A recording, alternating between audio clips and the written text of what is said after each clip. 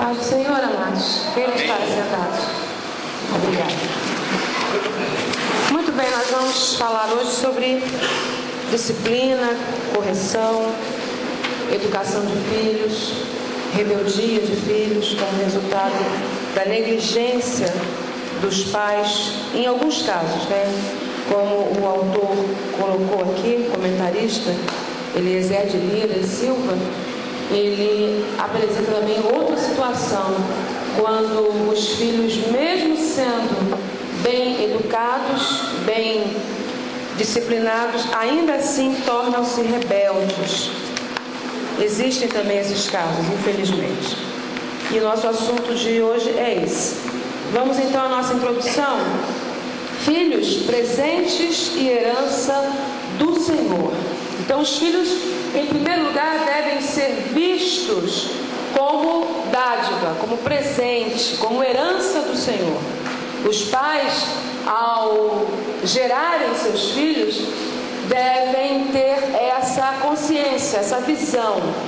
O que acontece em muitos casos, amados, é que quando os pais tomam conhecimento que uma gravidez está acontecendo, às vezes eles encaram aquela gravidez como algo pesado, negativo, e já começam a rejeitar o filho ainda no ventre.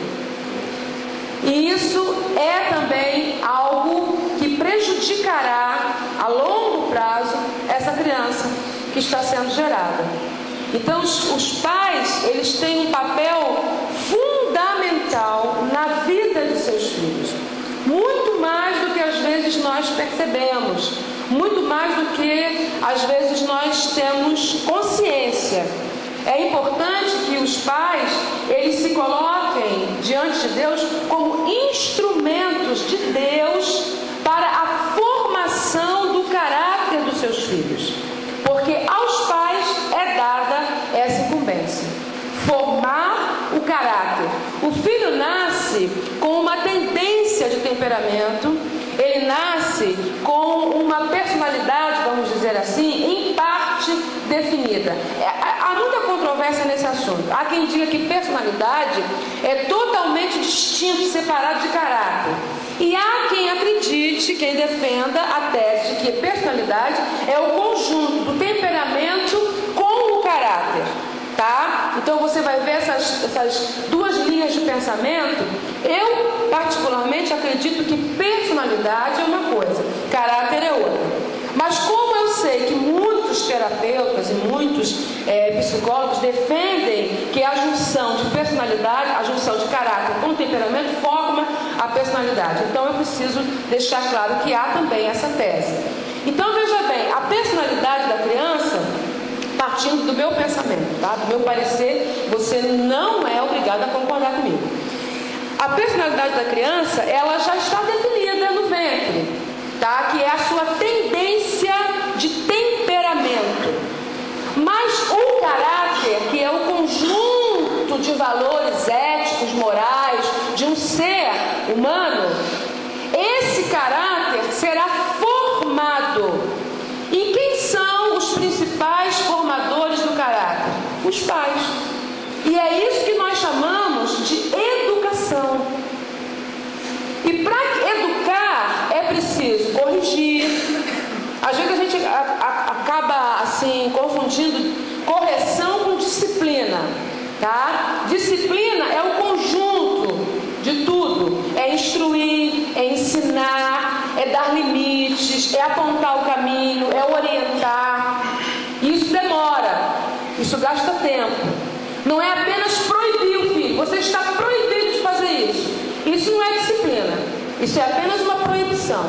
Disciplina é você dizer assim: meu filho, você não deve fazer isso por causa disso, disso, disso. As consequências que essa atitude trarão para você. Aí você está ensinando o seu filho.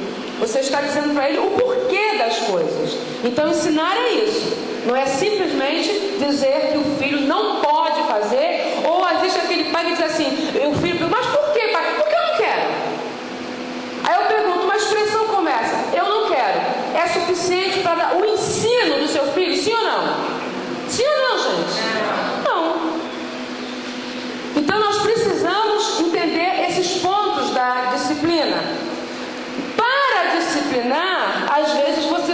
precisa usar também a correção, tá? E a correção não é apenas uma varada, uma palmada, né? Uma chinelada, um puxão de orelha. Como quando eu era criança, meu pai gostava muito de puxar a orelha, né? Então, às vezes não é apenas isso, corrigir. Às vezes a correção é você aplicar uma tarefa também para essa criança. Viu? Uma tarefa, não estou dizendo um castigo. E também não estou dizendo que um castigo não possa ser aplicado. Tudo tem que usar o bom senso, né, gente? Nós precisamos usar o equilíbrio, o bom senso, a sabedoria, acima de tudo. Afinal somos crentes e temos acesso à sabedoria, porque a sabedoria é divina. Então é sobre esse assunto que nós vamos tratar, tá certo? E lembrando sempre que os filhos são o quê? São presentes e herança do Senhor, ok? E às vezes uma gravidez inesperada, não programada, não desejada, não assim almejada, às vezes nos leva a um sentimento de rejeição, às vezes até inconsciente. E o filho vai sentir essa rejeição, ele sente. E o filho que é rejeitado desde da sua geração, ele vai ter problemas, sem dúvida nenhuma. E você também vai ter problemas para amá-lo da forma devida, viu? Porque eu acredito que os pais sempre amam os filhos. A via de regra, sempre amam os filhos. Mas às vezes nós amamos da forma incorreta. Existe uma probabilidade, vamos dizer assim, muito grande, dos pais eles terem dois extremos. E quando a gente fala de extremos, é exatamente o resultado daquilo que nós vivemos, daquilo que nós experimentamos. Então, por exemplo, existe o caso daquele filho, porque todos nós fomos filhos um dia, daquele filho que foi muito castigado, que foi muito afligido pelo pai. Ele foi muito, como eu vou dizer, muito sovado, vamos dizer a palavra bem simples. Foi sovado. O pai batia muito, a mãe batia muito, tal. Esse filho cresce, ele terá duas tendências naturais. Ou ele vai seguir exatamente a linha dos pais e será um pai muito severo, ou ele será radicalmente o oposto. Ele vai para o outro extremo, ou seja, ele vai deixar o filho fazer o que quer. Dificilmente esse filho que agora é pai terá equilíbrio. Por quê? Porque ele foi formado de forma desequilibrada. Mas isso não quer dizer que nós, crentes, temos que seguir essa regra. Não, por quê? Porque agora nós temos o Espírito de Deus, ou não temos? Temos ou não? Temos o quê? Além do Espírito de Deus, temos a palavra de Deus como regra de fé e de prática, o nosso manual de vida. E agora nós não precisamos ficar sujeitos a essa servidão. Então nós teremos um ponto de equilíbrio. Não vamos deixar o filho fazer o que quer. Eu não vou ser igual ao meu pai. Meu pai foi muito severo, foi muito rígido, foi muito enérgico, foi muito bruto. A minha mãe foi muito bruta comigo, foi muito severa, então eu vou deixar. O meu filho vai ter a vida que ele quiser. Ou agir da mesma forma. Não, eu fui criado assim e assim eu vou criar os meus filhos também. Existe essa tendência natural dos seres humanos. Mas nós vamos lutar contra isso. Nós temos a Bíblia que vai nos ensinar o ponto de equilíbrio, a dosagem certa, porque o amor, amados, não exclui a disciplina. O amor não exclui a correção. O que a Bíblia diz acerca do amor de Deus? Que Deus é o nosso Pai e como Pai amoroso que é, Ele açoita os filhos que ama. Então é necessário a aplicação da correção acoplada à disciplina, porque a disciplina é instrução, é ensinamento.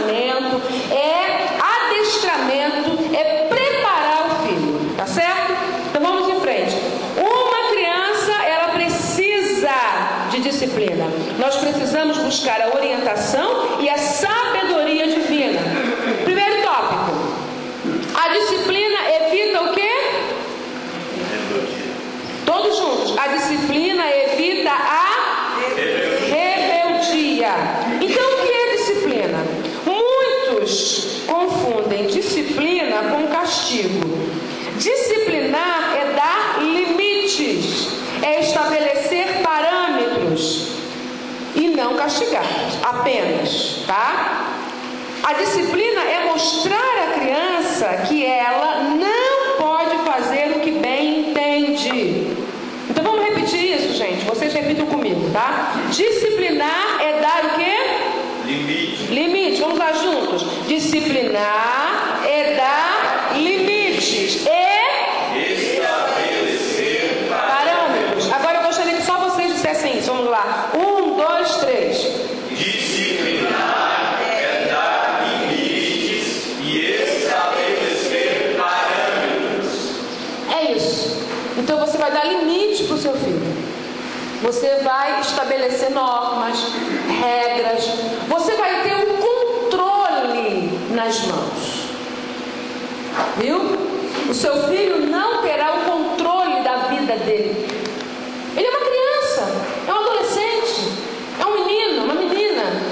Ele não pode se controlar sozinho. Então você vai dar esse limite para ele. Você vai estabelecer critérios para a vida dele. Isso é disciplinar também. Ficou claro, amados? Vamos ler Provérbios 23, 13. Alguém leia para mim, por favor? Não retires a disciplina da criança, porque fustigando-a com a vara, nem por isso morrerá. Olha que coisa linda, a Bíblia. Não retire a disciplina. Por que a Bíblia fala de vara e não da sua mão? Quando eu era menina, meu pai ele não era crente. Se converteu agora, há poucos anos, bem na idade avançada. Mas ele tinha aqui vocês chamam de cinta, lá eles chamavam de correia. Uma correia branca, usava muito sapato branco, cinto branco, ele tinha uma correia branca. Aí ele dizia assim: olha, vocês andem na linha, porque senão a correia branca vai funcionar. E eu tinha um medo daquela bendita correia branca, vocês não têm ideia. Ela ficava pendurada atrás da porta, eu evitava até mexer naquela porta para não ver a correia branca. Eu sempre associava a correção à correia branca e nunca às mãos do meu pai. Por isso a Bíblia diz para usar a vara. O seu filho não pode ter medo de você. Não. Existem pais que impõem medo aos filhos, mas não respeito. É diferente. É muito diferente. Por que nós servimos a Deus? Por medo ou por temor? É diferente. O temor de Deus é amor com respeito e máxima reverência. Isso é temor. É diferente de medo. Então existem os pais que passam medo para os filhos, mas não respeito. Aí o que acontece? Na presença do pai, o filho age da forma que o pai quer, porque está com medo dele. Mas o pai virou as costas, ele faz tudo ao contrário. Agora, quando nós respeitamos na presença e na ausência. E na ausência. Então, o que acontece? Quando a Bíblia fala assim, para fustigar com a vara e não com a mão, evite dar uma palmada com a sua própria mão no seu filho. Aquela coisa de deixar os 5 dedos no bumbum da criança, né? E fica aquela marca ali, a marca da sua mão. Não! Use como a Bíblia fala, uma vara. A criança tem que associar a correção à vara. É assim que Deus estabeleceu. Por exemplo, para você, essas pessoas mais antigas, eles diziam que a vara era de marmelo, mas você era feio. Sim, mas hoje nem é até difícil encontrar uma vara, né? O Tiago encontrou uma lá, né? Deixou lá em cima da estante e o menino tem maior de medo da vara. Mas não tem medo do pai. Viu? Então, a vara, ela pode ser substituída por uma correinha, um cintinho, uma coisinha assim, que a criança não fique tão amedrontada quanto a você. Você tem que ser amigo do seu filho.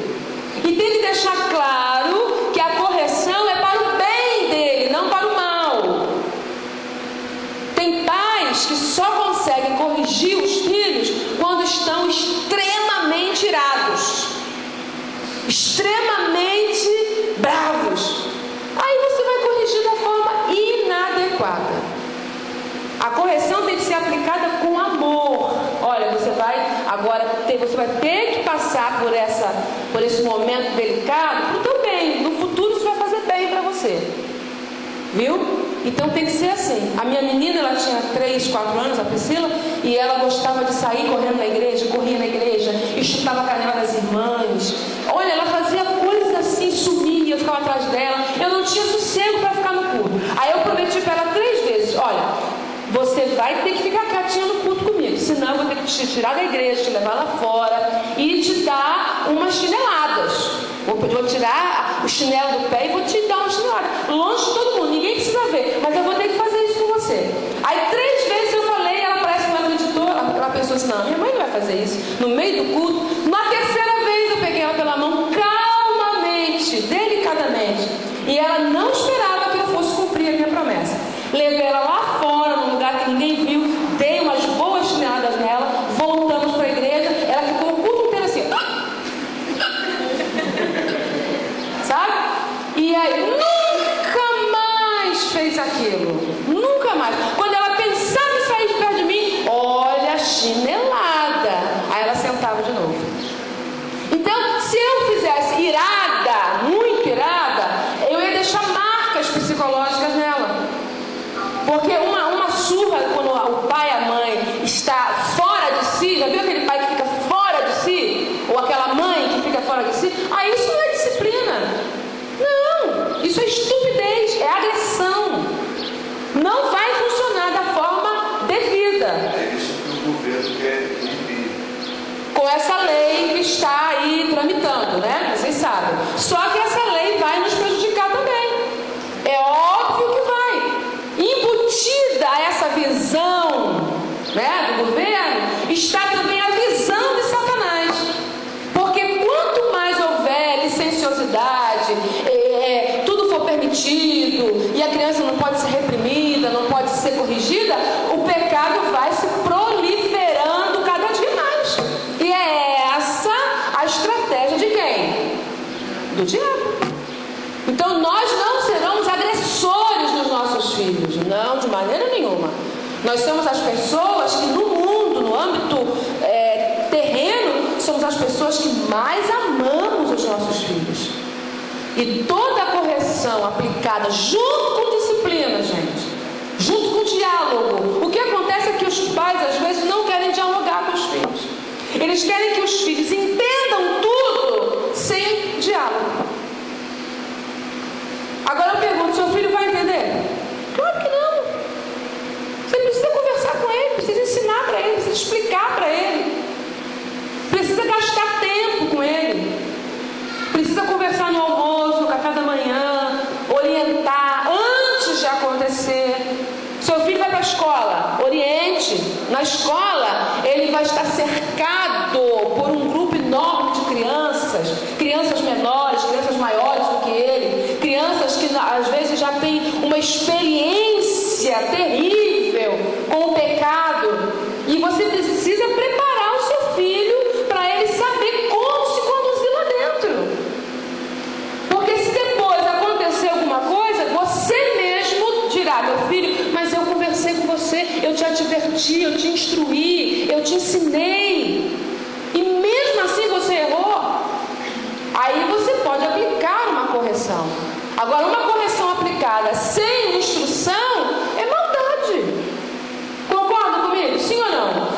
Não ensinou nada, não disse nada, não preparou o filho, mas lá na frente corrige. A criança não sabe nem por que está sendo corrigida. Então, tem que haver diálogo. Vamos em frente?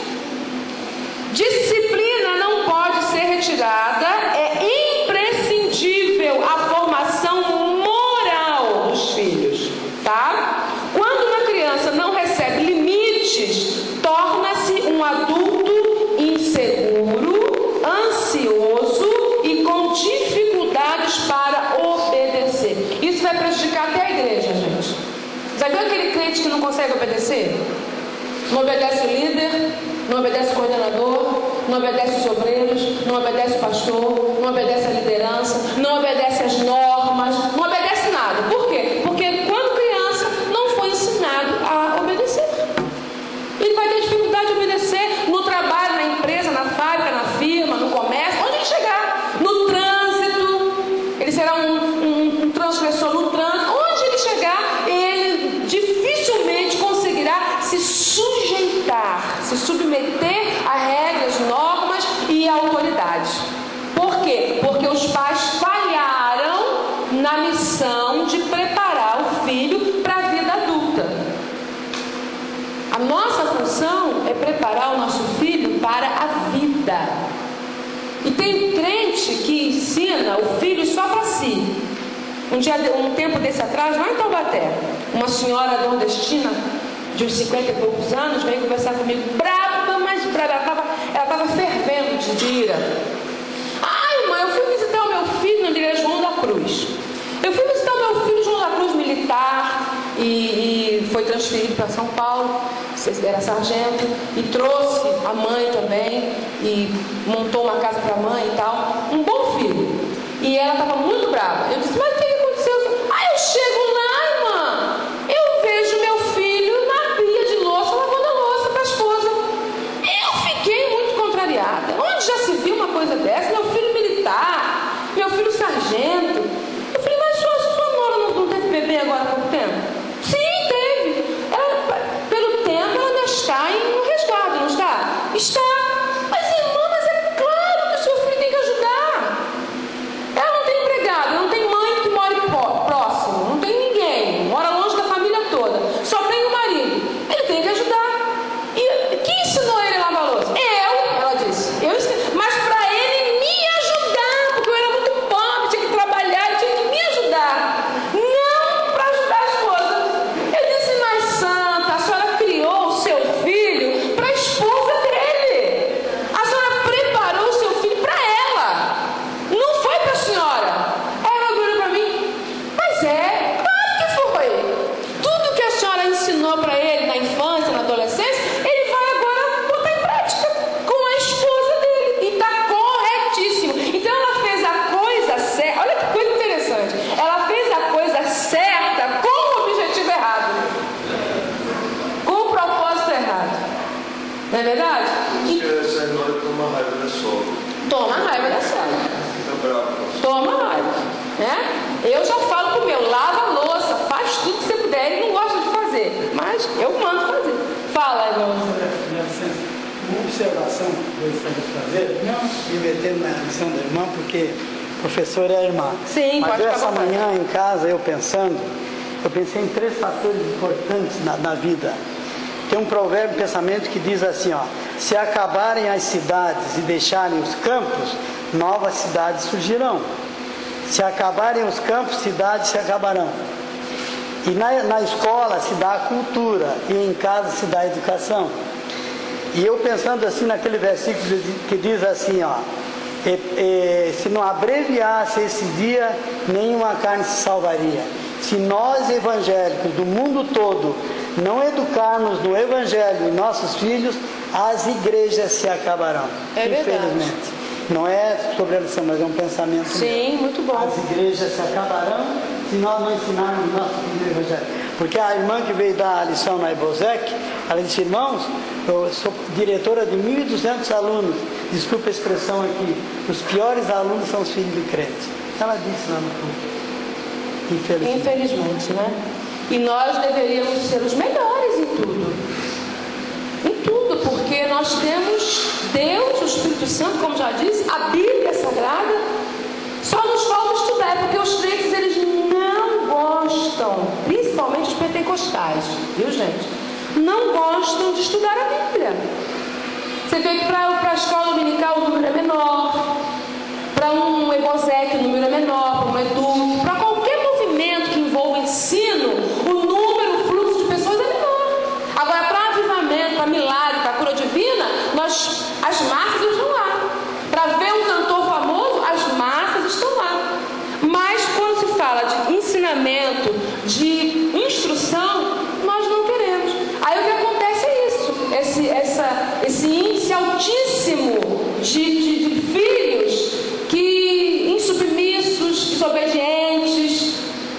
nas escolas, e sem falar nos presídios, nas penitenciárias, que o grande número também são filhos de crentes. Pastora, isso aí eu tenho um pensamento assim, que na infância, os filhos de crentes, tudo era proibido fazer. E não tinha essa educação, essa abertura a ensinar o porquê não deve fazer. Então eles tinham receio. Então, quando estão perto dos pais, realmente é uma forma de comportamento. E quando eles se tomaram a liberdade de se afastar dos pais, eles colocaram em prática tudo aquilo que eles imaginavam. Exato. Então falta realmente nas casas, principalmente cristãos, em todas, né? É a educação e ensinando porque o filho deve fazer isso ou aquilo. Nós não tivemos tanto isso, mas hoje, graças a Deus, a gente tem que colocar em prática e ensinar os nossos filhos. Exatamente. Até porque a nossa época, né, irmão, era diferente. Hoje a coisa está muito pior. Vocês sabem disso. Muito mais complicado. Criar uma criança hoje é uma tarefa difícil. Eu estava vendo a lição do professor, nos nossos tempos, quando na escola, a gente tirava nota baixa, os pais iam lá e faziam com que a gente educasse, aprendesse, cobrava de nós. Era uma cobrança. Uma cobrança. E hoje não. Se acontece qualquer coisa, os pais vão lá e cobrar do professor, por que você não? Como disse o irmão Rodeiro, né? A cultura da escola, a educação dos pais, que não tem, acontece. Exatamente. Nós estamos transferindo a nossa responsabilidade para a escola e para a igreja. Fala, Leandro. Isso. Eu que trabalho em escola pública, eu vejo muito isso. Hoje o governo dá essa família, dá tudo isso, então o que os pais fazem? Vão fazer filho e colocar na escola. Aqui principalmente tem 2 escolas, período integral. Então os pais ficam o dia inteiro lá, ficar com 7, 8 filhos pequenos lá, mais uma barriga e vai, Bolsa Família. Exatamente. Ficar de bola é uma culpa na escola, porque a escola tem que na verdade não é assim. A educação dos filhos é responsabilidade exclusiva dos pais, nem dos avós, viu? Os avós podem dar um conselho, podem dar uma dica, né, por causa da experiência que já viveram, mas a educação cabe aos filhos. Os avós devem se educar. Em geral né? Em geral Veja bem, quando eu era menina, eu estudava numa escola e nós íamos, a minha mãe me criou até os 12 anos na igreja presbiteriana tradicional, né? E eu louvo a Deus por aquela igreja, porque eu não perdi uma escola dominical e aprendi muito sobre Bíblia, porque eles ensinam Bíblia, e foi uma bênção de Deus. Depois nós conhecemos o movimento pentecostal através da igreja quadrangular, onde eu fui batizada em águas e recebi o batismo no Espírito Santo também. Na época do meu casamento, então, fomos para a Assembleia de Deus. Meu esposo também foi batizado em águas na igreja quadrangular. Aí o que acontecia? Eu ia para a escola com o uniforme da escola de calça e camiseta. Era o meu uniforme, tênis, calça e camiseta. E tinha umas meninas da Assembleia de Deus que iam com a saia no joelho, literalmente, porque o pai e a mãe obrigavam, tinha que ir com aquela saiona no joelho. O que acontecia? Quando ela saía de casa com a saia no joelho, tudo bem. Quando virava a esquina da casa dela, ela ia enrolando a saia assim, ó. Elas enrolavam a saia, enrolavam, até virar uma micro saia. E nós éramos obrigados, a escola nos obrigava a usar uma passarela que atravessava a avenida, porque era muito perigosa. Tinha a praça do avião, o colégio e do outro lado então a parada do ônibus, e eles fizeram uma passarela para todos os alunos passarem por ali. De um lado da passarela ficava um quartel, o material bélico. Como é que é o nome ali, Beto? Você lembra? Ali na frente do Newton Braga, material bélico? Era onde ficava um monte de recrutas, de soldados ali, era uma base da aeronáutica. E ali ficavam aqueles recrutas, soldados, e a passarela bem em cima. Então o colégio recomendou que as meninas fossem de calça, exatamente por causa da travessia pela passarela. Mas como a turma da Assembleia de Deus não podia, né? E as meninas saíam com a saia no joelho, mas com quando chegavam na escola já estavam com a saia toda virada e micro saia, resultado, elas passavam por cima da passarela, a turma ali dos soldados ficavam de olho nelas, umas até paravam, tá, em cima, e era aquele escândalo. Então perceberam como uma proibição sem o ensinamento não vai dar resultado? Não dá resultado. O resultado disso sabe qual foi?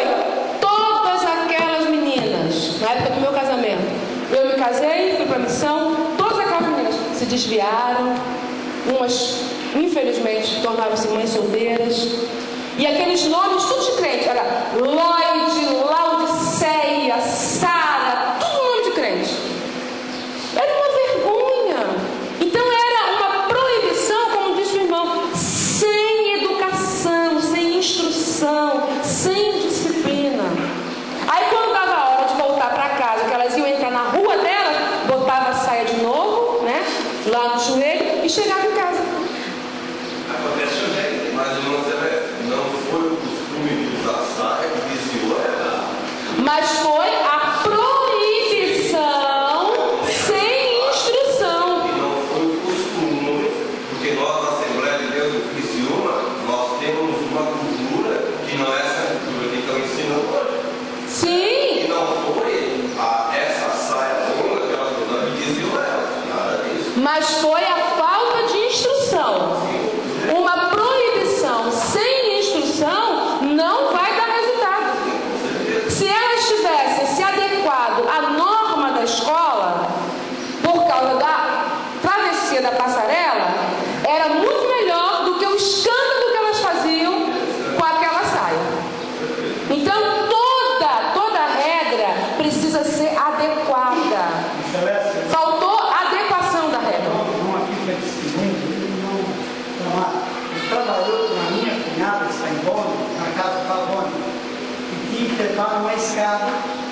Aí ela pediu assim para o pastor Montanha, né? Pastor Montanha, eu posso usar calça? Porque eu tenho que trepar numa escada para ir buscar o calçado lá em cima. Eu disse, claro que pode, não. Você pode trepar de saia lá na escada, o cliente lá embaixo vai comprar sapato só para o filho, né? Então ela usou saia de calça, porque a necessidade ela tinha que trabalhar, não é? Tem que haver flexibilidade. Não é? Tem que haver flexibilidade e adequar as situações, né? Por causa dessa rigidez, o que aconteceu? Aquela família inteira, meu Deus, foram histórias as mais terríveis, porque proibia-se, mas não ensinava nada, não havia ensino nenhum, não havia disciplina nenhuma, não havia diálogo, era simplesmente uma proibição seca, sem diálogo, sem orientação, tá certo? Vamos em frente então. O porquê da disciplina? Muitos pais têm medo de disciplinar, acreditam que os filhos ficarão ressentidos, chegando até a odiá-los. Olha só, existe também esse medo de aplicar a disciplina, a correção e os filhos odiarem, porque a psicologia moderna ensina isso. Não reprime o filho, deixa o filho seguir as suas tendências naturais. Aí o filho entra para as drogas, o filho torna-se um marginal, um delinquente, o filho torna-se um homossexual, a filha uma prostituta e por aí vai. Por quê? Porque não pode disciplinar, porque o filho vai ficar ressentido. Não, amados, de maneira nenhuma. Eu não tenho nenhum ressentimento das correções que meu pai me aplicou. Pelo contrário, só agradeço. Eu sou hoje o resultado do que eles fizeram por mim. A minha mãe era mais branda, até por uma questão de temperamento. Ela não era muito de aplicar uma correção assim, com palmada e tal. Não era. Mas eu respeitava o que ela dizia. Ela sabia me ensinar. E o meu pai, como não tinha essa habilidade para ensinar, até porque não tinha a Bíblia, não tinha o Espírito Santo, ele era mais da correção mesmo ali com a correia branca. Mas também não era nada exagerado, era algo bem medido. E graças a Deus pela correção que eles me deram, porque fizeram de mim o que eu sou, formaram em mim o caráter que eu tenho. Então nós não podemos deixar que o inimigo nos engane. Não pode, né? tinha acho que ele não tinha nem 2 anos. Aí ele começou com aquela mania de bater no rosto da gente. Sem mais nem menos, dava um tapão assim no rosto da gente. Aí ele deu o primeiro, deu o segundo, deu o terceiro. Eu pensei assim, se eu não fizer alguma coisa, eu vou prejudicar esse menino. Porque ele vai crescer com esse hábito de bater na cara dos outros. E eu, como eu ficava muito tempo com ele, eu pensei, não é comum uma avó bater num neto, mas para o bem dele, eu terei que fazer. Eu terei que fazer. E aí o que aconteceu? Ele me deu, mas me deu de cheio, chegou a arder. Quando ele me deu, eu dei na mão dele muito forte. E ele se assustou, porque ele não esperava aquilo. Chorou sentido, mas nunca mais bateu no meu rosto. E não ficou ressentido comigo, não fica não. Se é feito por amor, se é feito para o bem, não há ressentimento, viu? E nunca mais eu precisei bater no Gabriel, nunca mais, né? Um dia desse eu prometi para ele, falei, olha, se você sair de dentro da igreja comigo, aí eu vou ser obrigada a te bater, porque não pode, você não pode sair daqui de dentro. Aí ele entendeu só com a conversa e ficou. Então, é assim, você usa primeiro a conversa, o diálogo, viu? Tenta conscientizar a criança. Se não for suficiente, aí aplique uma correção. Vamos lá. Pastora, é que a sem disciplina, a gente sabe que o final é trágico. É trágico. Agora, temos que aprender a podar com desafios as coisas que estão acontecendo no nosso vida. Estamos dando muita liberdade. Eu vejo assim que as crianças estão adotando muitas coisas do mundo. Até tem umas figurinhas aqui, às vezes, os próprios pais, por a musiquinha, as crianças já começam a rebolar, a dançar, e a mãe, o pai, acha aquilo ali tudo bonitinho. O fim é trágico. É trágico. É trágico. A gente veja os meninos hoje sendo inclusivos para ser cantores, essa música mudando aí, eu vejo que a minha neta, às vezes, ontem estava uma sobrinha netinha lá em casa, começava aquela chupa-chada, não sei o que lá, e eu para com isso aí. Porque está vindo as coisas do mundo que os pais estão achando normal. Infelizmente. Frutos não bons, mas vão ser colhidos. Com certeza. Aí é a hora de conversar com a criança, dialogar, entendeu? Às vezes uma palavra que tem na música, uma expressão que você sabe que ela é pornográfica, ela insinua, né? Ela é sugestiva para o mal. Aí a criança não entende, a criança não sabe. O menino pequenininho já estão ali rebolando, induzido pelo som. Exatamente. É normal isso aí, mas não é normal para nós não, com certeza. Vamos em frente então. Não disciplinar o filho é deixar de instruir e educar, viu? Então é a mesma coisa que você deixar de instruir, deixar de educar, é não disciplinar o seu filho. Os pais, eles devem disciplinar, estão terceirizando a educação de filhos, mas nós não vamos fazer isso. A responsabilidade é nossa, não é do pastor, não é do líder, não é do professor da escola dominical, nem dos avós, muito menos da babá ou do professor da escola, porque o professor da escola, ele vai também ensinar um monte de bobagem para o seu filho. Então, você é o educador do seu filho. Vamos em frente. Segundo tópico, filhos rebeldes. Vamos lá. Filhos que não ouviram seus pais. Acontece também. Exemplos. Primeiro exemplo aí, letra A. Quem é? Caim. Você vê, Caim foi educado da mesma forma que Abel. Ou não foi?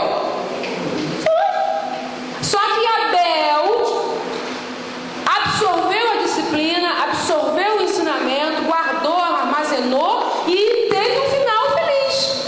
Caim, por sua vez, tornou-se homicida, assassino. Por quê? Porque o coração dele era mau. O coração era perverso, era invejoso, ciumento, né? E ele invejou o próprio irmão. Então, às vezes, acontece. Foi muito boa essa colocação aqui do Eliezer de Lira e Silva, porque existem pais que educaram da melhor forma os filhos, mas, infelizmente, eles penderam para o lado errado. E você não deve se culpar por isso, tá certo? Vamos lá. Outro exemplo, quem foi?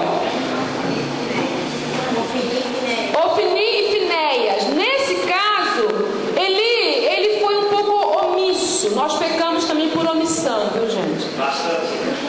Ele foi omisso, ele não teve um pulso forte. E às vezes a gente acha que não, o filho, ele vai, a vida vai ensinar. Mas não é assim, a vida vai ensinar. Então, para que pai e mãe? Nós precisamos ensinar. A prova que o sacerdote teve que usar Samuel e não o filho dele. E não o filho, não teve herdeiros, não teve linhagem, não teve possessão nenhuma. Quem assumiu o lugar de juiz, de sacerdote e de profeta também para Israel foi Samuel, né? Então, e o final deles foi trágico. Foi trágico. Eles morreram os dois no mesmo dia. A arca foi levada e Israel perdeu a batalha. Enfim, então os resultados, as consequências desastrosas não afetam somente a família, gente. Afetam a igreja e a sociedade. Sim ou não? O resultado de uma má educação, ele é muito mais abrangente do que nós podemos medir ou pesar. Por isso que o filho tem que ser educado, tá? Outro exemplo trágico, qual foi? Letra C. Absalão, meu Deus. Davi foi o melhor rei de Israel, sem dúvida nenhuma. Mas como pai, ele deixou a desejar. Ele foi omisso, viu? Ele não se pronunciou quando Amnon violentou a própria irmã. A Bíblia diz que Davi não falou nada, não fez nada. Não houve uma intervenção como pai que ele era, ele devia ter agido. Deixou Absalão desenvolver um sentimento de vingança e de ódio pelo próprio irmão. Acabou matando o seu irmão. Tudo porque não houve disciplina, não houve correção, não houve uma participação ativa do pai. O pai deve ter participação ativa na vida dos filhos. Diga, Daniel. Não houve justiça também. Às vezes as injustiças fazem com que as pessoas tomem decisões que não deveriam tomar, mas porque alguém que poderia ter agido não agiu. Não agiu. Exatamente. O que aconteceu? Absalão decidiu fazer justiça com as próprias mãos. Já que Davi, como pai, como rei, não agiu, então ele foi e fez a justiça dele. No final, ele ainda se rebelou contra o próprio pai. E por 4 anos lutou pelo reino do pai. Teve também uma morte, um final trágico, morreu jovem ainda, um moço belíssimo, né? Um moço que tinha um futuro tremendo pela frente, com certeza, mas morreu ainda moço, jovem, de forma muito trágica. E a dor maior de Davi, sabe qual foi? A morte de um filho que dói muito, que é muito penoso, é um sofrimento muito grande, mas a morte do filho ainda numa situação de rebeldia. Então essa era a dor de Davi, que ainda se agravou por esse detalhe. Não era apenas um filho que morria, era um filho que morria em rebeldia contra o seu pai e contra o seu rei. E o reino também sofreu, né? Davi teve que fugir, né? Fugir e para não matar Absalão, ele preferiu fugir. Enfim, depois da morte ele demorou a se reerguer, demorou a voltar para o palácio. A história é muito trágica. Vamos em frente. As consequências da rebeldia, resultados terríveis para o reino, para a família e para ele próprio. Rebeldia é o que, gente? Pecado. É pecado, tá? Deus determina que os filhos honrem aos seus pais. E o que é honrar? Honrar é obedecer, respeitar. Viu? Isso é honrar. Quando nós obedecemos os pais, quando obedecemos e respeitamos, estamos honrando os nossos pais. Às vezes é preciso respeitar até depois de casado. A gente pensa assim, não, acabou, casou, agora o dono do menino. Não, às vezes você vai precisar obedecer até depois do casamento. Um conselho do seu pai, uma orientação, uma determinação que ele lhe der, porque isso vai mudar totalmente o rumo da sua história. Eu tenho essa experiência. Depois de casada, eu precisei obedecer a minha mãe numa orientação forte que ela me deu, e isso mudou totalmente a minha história, mudou totalmente o rumo, o futuro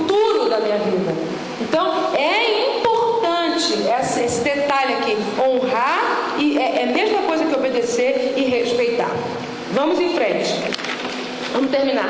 Não buscar culpados. Davi chorou muitíssimo a morte de seu filho. A dor de Davi era agravada pelo fato de saber que seu filho havia morrido em sua rebelião.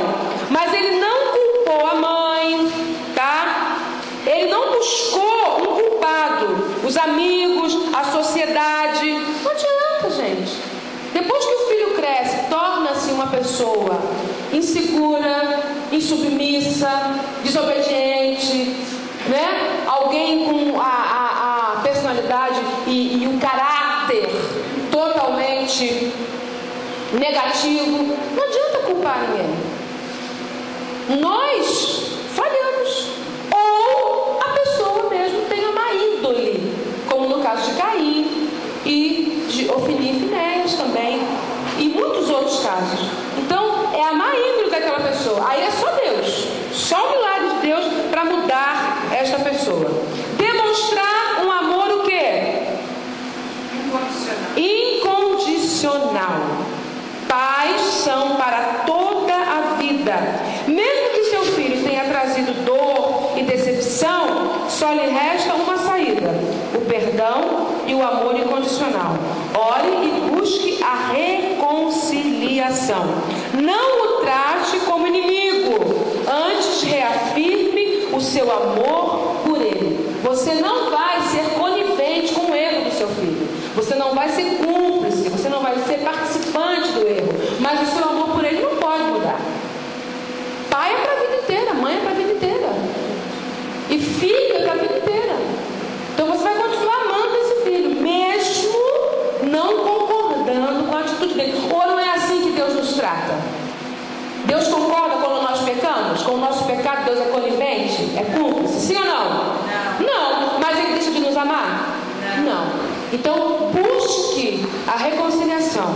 É importante. Aí você vai precisar orar. Quando a gente falha com a criança, e é bom que os pais jovens que estão aqui e os jovens que vão se casar entendam uma coisa: a formação do caráter, em geral, toda regra tem exceção, tá? Em geral, vai até os 7 anos de idade. Então invista no seu filho o máximo que você puder nesse período, nessa fase da vida dele. Porque tem pai que faz o seguinte: até os 7 anos a criança faz o que quer. Depois dos 7 anos, agora ele começou a entender melhor as coisas, foi para a escola e tal, agora eu vou começar. Já perdeu. É no começo. Viu? Um pastor americano foi entrevistado por uma mãe, interrogado por uma mãe, e ela disse assim: pastor, meu filho tem 3 anos e meio. Quando que o senhor acha que eu devo começar a corrigi-lo? Aí ele disse assim: a senhora já perdeu 3 anos e meio. Já perdeu 3 anos e meio. Já está em atraso de 3 anos e meio. Então a criança tem que ser corrigida. Até um bebê. Sabe aquele bebê que chora, chora, chora, só quer ficar no colo? Né? Você pega no colo e fica com o olho sequinho, quietinho. Bota no berço, berra, chora. Já tem que ser disciplinada essa criança. Como? Deixa chorar um pouquinho no berço. Viu? Deixa chorar um pouquinho lá, que ele vai se acalmar. Diga, Daniel. Mas, via de regra, esses problemas aí são a gente que coloca neles. Exato. Nós ensinamos, qualquer chorinho pega no colo. É. Aí ele aprendeu, na verdade, foi nós que instruímos errados. Depois aí o bebê que só chora. Não. Nós que ensinamos. Que ensinamos, né? É o erro que vem no meio do que ela conseguiu. Exatamente. A minha filha Késia, ela tinha um problema de perder fôlego, né? Qualquer tombinho, qualquer coisinha, chorava, o fôlego sumia, parecia que ia morrer. Eu ficava assustada, eu e o pai, quase que a gente morria junto, né? E aquela coisa, eu pedia oração para todo mundo na igreja, qualquer irmão que chegasse, eu pedia para orar por ela, ungir ela e tal, e aquela aflição. Aí resolvi falar com o pediatra: doutor, ela tem esse problema de perder fôlego. Aí o doutor: ah, é? O que eu faço? Eu fico quase enlouquecida, eu quase desmaio de medo. A menina se desfalece, fica assim, o olho para. Isso aí é gênio, mãe. É que ela é geniosa, ela é brava que só. E eu olhei para ele: será, doutor? O que eu faço então? Finge que não está vendo. Não dá a mínima. Eu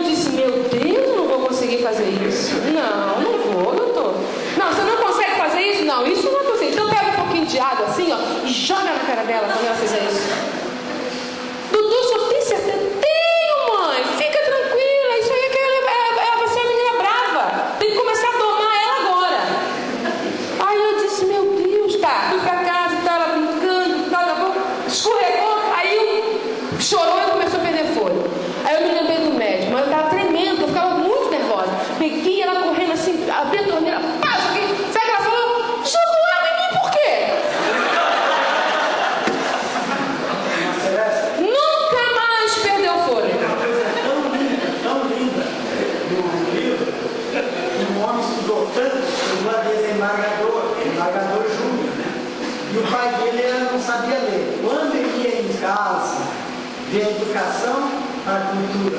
Ele pegava a mão do pai e dizia assim, bênção, meu pai. O desembargador pedia a bênção do seu pai. Então, coisa linda. é verdade. Ele respeitava como pai. Exatamente. Ele era desembargador, mas o pai é o pai dele. Claro, exatamente. Pro pai era apenas um filho, né? Não era uma pessoa importante. A Priscila, por sua vez, aos 7 meses de nascida, era um bebê. E ela mamava, ela foi a que mais mamou em mim. E ela me mordeu, mas me mordeu terrivelmente. Chegou, tem lágrimas nos meus olhos. Na hora foi um instinto natural, eu não tive nem tempo de pensar. Eu dei uma palmadinha aqui nela, se ela tinha 7 meses. Nunca mais ela me mordeu, nunca mais. Então a criança, ela precisa ser corrigida. Precisa. Existem coisas que você vai fazer uma vez só e não vai precisar repetir, porque aquilo vai ficar guardado, armazenado como uma correção que você aplicou no seu filho. E isso aproveite enquanto ele é bem pequenino, não deixe passar. Aí o que acontece? Tem pais que quando o filho chega na adolescência quer começar a sovar esse filho. Aí você não pode mais. Na adolescência eu não aconselho nenhum pai sovar o seu filho. Não vai funcionar como na infância. Na adolescência você vai ter que mudar a tática. O critério já vai ser outro. Você vai precisar conversar e convencer o seu filho. Aplicar uma disciplina, estabelecer regras, normas, critérios, dar parâmetros para ele e ensiná-lo. Você vai precisar fazer isso. Diga, irmãozinho, preciso terminar. Uma criança pequena é igual um computador, né? Grava tudo. Exatamente. E a criança pequena, quando ela é sovada, ela não reage, ela não sente como um adolescente. O adolescente sente o seu orgulho altamente ferido. E outra coisa, tem pai que bate no rosto do filho. O rosto não é lugar para ninguém bater, gente. Os mercados, chamar atenção, bater nos mercados. Envergonhar publicamente um filho. Principalmente na adolescência. A adolescência, gente, é a fase mais delicada da vida do ser humano. A criança é que nem um computador que desde o ventre, desde o braço, ela já começa a captar tudo do seu exterior. Exato. E ela vai formando a sua... Exatamente. Então, tenha muito cuidado. Filhos pequenos, até 7 anos, estão sendo formados um caráter neles. Invista nessa época, ensine, corrija, deixe o seu filho preparado para quando ele chegar na adolescência, que é aquela fase difícil, você não ter tantos problemas com ele. Conclusão, minha gente. Educar é disciplinar. A disciplina conduz a criança à obediência. Discipline de acordo com a Bíblia, de acordo com a palavra de Deus, viu? Use a Bíblia quando você for corrigir. E para explicar as coisas para o seu filho, use também a Bíblia. Ele vai te fazer perguntas, ele vai investigar, ele vai replicar, mas se você tiver instrução, dê a ele e vai funcionar. E ore, viu? Junto com a instrução, ore pelo seu filho. O pastor tem a sala que se avançado, mas queria ler uma definição de filho. Diz assim: filho é um ser que manifestado para um curso princípio de como amar alguém além de nós mesmos, de como mudar nossos piores defeitos para darmos os melhores exemplos e de aprendermos a ter coragem. Isso mesmo, ser pai ou mãe é o maior ato de coragem que alguém pode ter, porque é se expor a todo tipo de dor, principalmente da incerteza de estar agindo corretamente, em medo de perder algo tão amado. Perder como? Não é nosso, recorde, foi apenas um empréstimo. É emprestado. Exatamente. Uma verdade muito grande deve ser lembrada. Nós não criamos os filhos para nós criamos para outra pessoa, viu? E a nossa gratificação é quando vemos os nossos filhos crescidos, aplicando na vida deles, no casamento deles, os nossos ensinamentos, a nossa instrução, e isso é o nosso presente e a nossa recompensa. Amém, queridos? Muito obrigada. Que Deus abençoe os irmãos. Amém. Amém, meus irmãos? Bênção de Deus, né? Aprendendo, valeu a pena acordar, não tão cedo, né? Mas valeu a pena sair dos nossos lares nessa manhã e estarmos aqui. Como sempre, vale a pena todos os domingos pela manhã estarmos aqui, né? Eu quero agradecer a irmã Celeste, muito obrigado. Eu que agradeço. Porque a gente sabe que ela está sempre viajando e tal. E no dia que ela não está viajando, ela está aqui com a gente, né? Então a gente agradece imensamente a irmã Celeste. A gente sabe que tem todo, para ministrar a escola, que tem todo um trabalho durante a semana de preparação. E ela abre mão desse tempo que já é pouco para ela, que ela está sempre pregando fora. E ainda quando não está aqui com a gente, ministrando a escola para a gente. Muito obrigado.